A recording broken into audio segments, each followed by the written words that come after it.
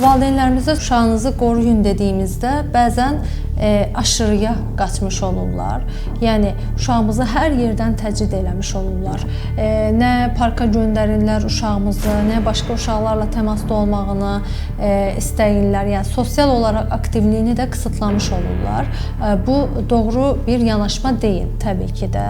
Bu infeksiyalara əslində yoluxma bir nevi immun sistemimizin məşqidir, təlimidir. Yəni immun sistemimiz bu infeksiyaları tanımalı və bir növ özündə təlim keçməlidir və özünü bu infeksiyalardan qorumalıdır.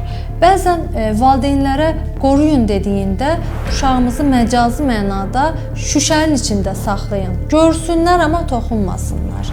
Görsünlər amma getməsinlər kimi təbii ki də doğru bir fikir deyil. Uşağımız gərəkirsə havada da olmalıdır, gərəkirsə torpaqla da təmasda olmalıdır, gərəkirsə gəzməlidir, oynamalıdır. Təbii ki də hər zaman nəzarətiniz üzərində olacaq, diqqətli olacaqsınız.